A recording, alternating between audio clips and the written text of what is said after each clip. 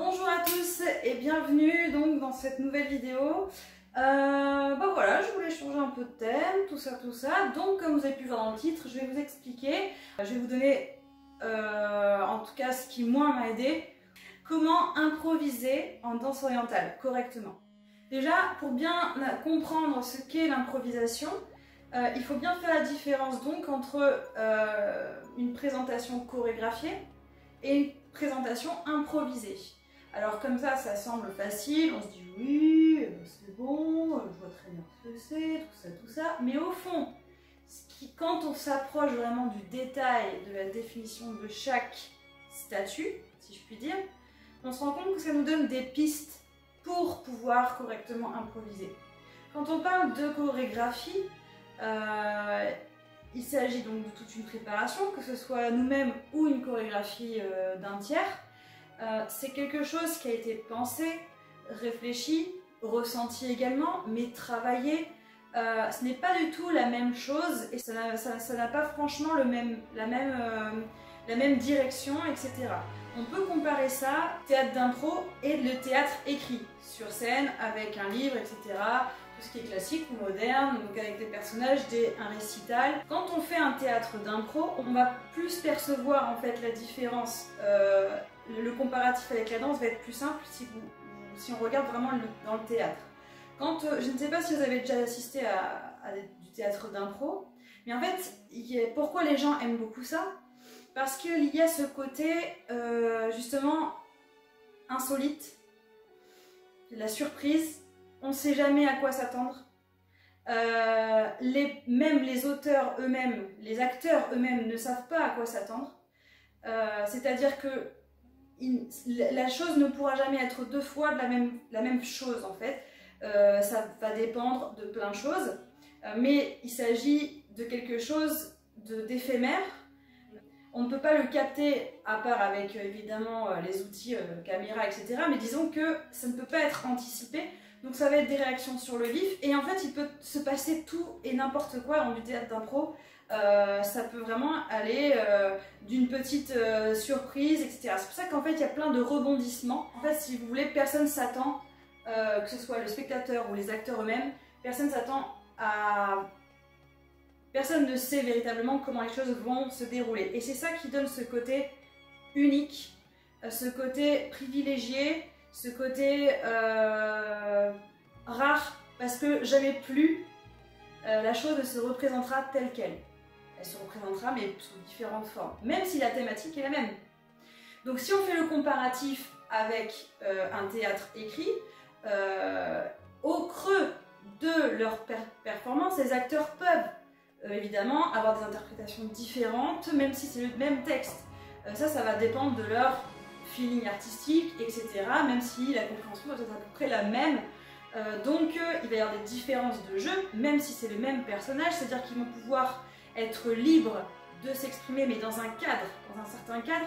Mais que ce soit le spectateur ou l'acteur, on sait que tout ça a été travaillé, donc on sait que ça sera certainement la même chose qui se reproduira le lendemain pour d'autres spectateurs. Donc ça a un côté où les phrases vont être peut-être plus punchy, plus recherchées, plus techniques, plus incisives, par exemple dans l'humour, etc. Mais si vous voulez, ça perd le désavantage, c'est que ça perd le côté rare et unique du théâtre d'impro. Donc vous l'avez compris, la différence, si on reporte ça à la danse orientale, la danse en général, mais là le sujet c'est la danse orientale, c'est exactement la même chose. Disons que c'est deux propos différents. Il y a des avantages à l'un, des avantages à l'autre, des inconvénients à l'un, des inconvénients à l'autre. En fait, j'ai envie de vous dire, ça tout dépend de ce que vous avez envie. Point. Il n'y a pas de mieux, de meilleur. On ne peut pas comparer, dire une orange c'est mieux qu'une banane. C'est deux choses différentes, on est d'accord. Donc ça c'est propre à chacun. Donc maintenant qu'on a bien établi, que vous avez bien compris en fait la différence de sensation par rapport à celui qui le fait et au spectateur, c'est-à-dire que vous allez vivre les mêmes choses en tant que personne qui effectue une chorégraphie, vous allez rassurer quelque part, il va y avoir un côté englobant, rassurant, même si le spectateur ne le sait pas, ça va être très ordonné, donc quelque chose d'assez rassurant. Mais ça peut aussi avoir un côté un peu rébarbatif, ou on l'a déjà vu dans un autre festival ou sur YouTube, puisqu'elle a déjà fait la chorégraphie, etc. etc. ou si c'est une chorégraphie de quelqu'un qui est extrêmement connu, la chorégraphie a été refaite, donc ça a un côté, même si voilà, l'interprétation est peut-être différente, mais finalement il y a moins de surprises. Que le côté improvisation, effectivement, l'inconvénient c'est que ça peut être moins parfait techniquement, moins incisif, comme rappelez-vous les phrases de théâtre, moins rentre dedans, ou moins efficace d'un coup, ou ça va peut-être prendre plus le temps, même le danseur lui-même, la danseuse va se surprendre au fur et à mesure de l'histoire qu'elle est en train de raconter, va pas se rendre compte des choses, etc. Et ça va avoir un côté peut-être moins parfait, mais le côté rare de la performance a autant de valeur qu'une performance chorégraphiée. Alors maintenant, comment correctement improviser? Alors, première des choses, c'est de bateau, vous allez me dire, de connaître extrêmement bien sa musique. Alors effectivement, on peut aussi se donner des challenges, à se dire bon je connais pas la musique, tout ça, ça a un côté un peu ludique, tout ça, mais l'idée c'est que vous vous sentiez bien quand même, quoi. Donc pour se sentir bien, il faut choisir une musique, et le mieux pour se sentir le plus confortable quand même, c'est de correctement connaître cette musique, de connaître voilà, les détails, et généralement, même si vous avez écouté 10 000 fois une musique, il y a des choses qu'on n'a pas entendues à la première écoute qui viennent. Moi par exemple, je pense que c'est arrivé à plein de personnes, il y a des musiques que j'écoute depuis une dizaine d'années et je me surprends encore lorsque je les réécoute avec justement l'expérience dans la danse, l'expérience musicale d'écoute que j'ai pu avoir, mais finalement j'entends autre chose. L'intention, elle est ailleurs, etc., etc. Donc, plus vous allez connaître votre musique, plus vous allez vous sentir à l'aise et libre de pouvoir exprimer les choses correctement, et donc ce sera beaucoup plus lisible pour votre public. Il y a quand même un travail en amont que je trouve assez important pour pouvoir être à l'aise sur les improvisations en spectacle. C'est de travailler des combinaisons.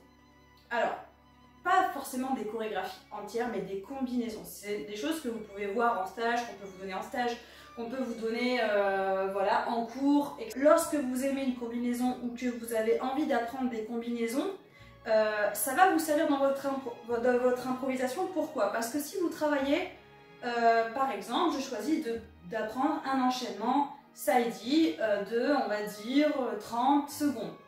25-30 secondes, d'accord? Je vais la faire, je vais la travailler jusqu'à ce que je sois satisfaite du rendu. Effectivement, on va travailler sur une base d'enchaînement, sur une base chorégraphiée. Ça ne veut pas forcément dire que vous allez la faire lorsque vous allez faire votre improvisation, mais par contre, votre corps va enregistrer les mouvements, va enregistrer la technique, va enregistrer tous les petits détails qui ne vous ont pas plu lorsque vous vous autocorrigez ou que votre professeur vous corrige selon comment vous travaillez. Et donc, ça va augmenter votre potentiel technique et votre capacité à être efficace dans cet enchaînement, dans ce style, ou que sais-je.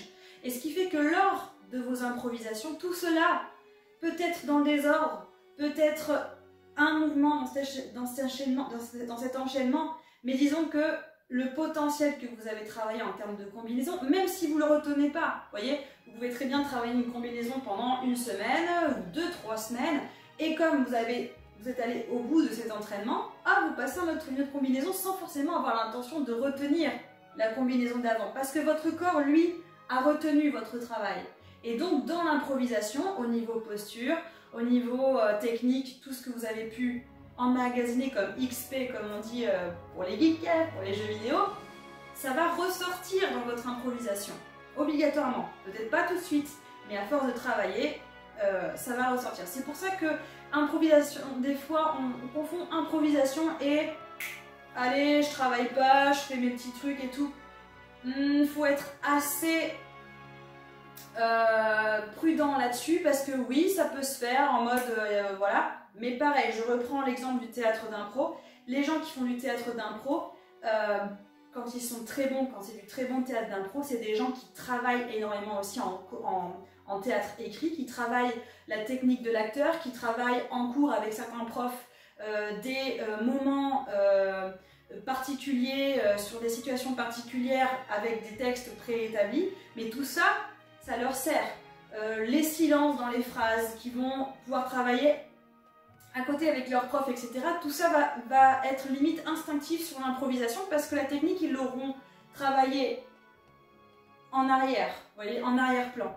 Donc même si on a tendance à penser que le fait de travailler une combinaison et puis après de passer à une autre sans forcément la retenir, on se dit waouh, mais en fait ça sert à rien du coup. La mémoire ne veut pas forcément dire qualité dans votre interprétation technique. Non, parce que votre corps, lui, a une mémoire. Il n'a pas besoin que, au niveau cérébral, forcément tout le temps, vous commandiez avec votre cerveau. Si vous travaillez sur un enchaînement donné régulièrement, voilà, vraiment en demandant l'avis à votre professeur, si vous avez des professeurs en cours particulier et que vous travaillez dans cette direction, que vous voulez travailler, voilà, il faut demander aussi que, voilà, parce que votre professeur, il ne sait pas.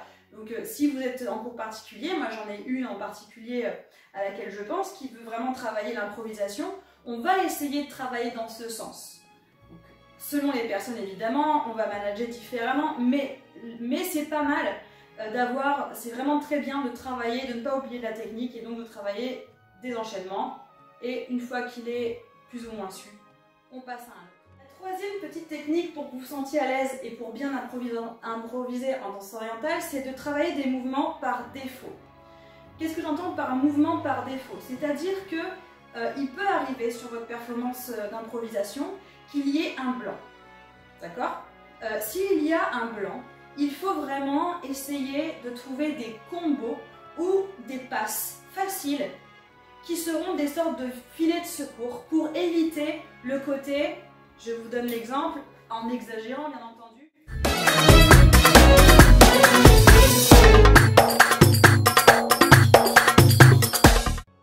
Voilà, ça, vous voyez le petit regard en l'air, le « et mince, qu'est-ce que je fais après ?» Voilà, ce moment-là où il y a, comment dire, un bug dans le système, ok? Il faut se créer 2-3 mouvements par défaut. Ça peut être, par exemple, vous vous dites, voilà, mes mouvements par défaut, ça va être celui-ci, tac et tac, tac et tac. Ça peut être aussi celui-là. Hop, tac, tac. Je peux m'en créer un troisième, on va dire. Moi, je sais que j'en avais un à un moment donné, c'était celui-là. Voilà. Toutes les personnes qui m'ont déjà vu faire ça, vous le savez, maintenant c'était mon mouvement par défaut. Yeah. Bon, maintenant c'est autre chose, mais je ne vous le dirai pas. Donc du coup, voilà, j'ai ces trois mouvements-là. Ça peut être tout autre chose.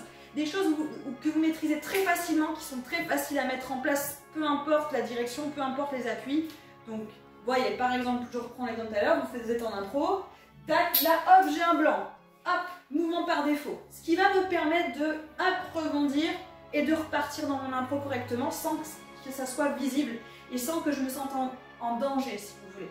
Quatrième point, alors ça peut être destiné aussi à des professionnels qui ont un peu de mal, etc. ou à des personnes qui veulent commencer ou qui commencent la danse orientale de manière professionnelle ou pas d'ailleurs. Mais parfois, on ne maîtrise pas, même parfois même beaucoup de fois, on ne maîtrise pas l'espace dans lequel nous allons improviser. Donc je pense beaucoup au restaurant où en fait, si vous voulez, même des fois on ne sait même pas quelle va être la configuration, la hauteur du plafond, etc. Il faut tout de suite s'adapter. Pour ça, il faut vraiment introduire cette difficulté de l'espace dans votre routine d'improvisation. Je m'explique. Essayez vraiment, vous voyez, autour de chez vous.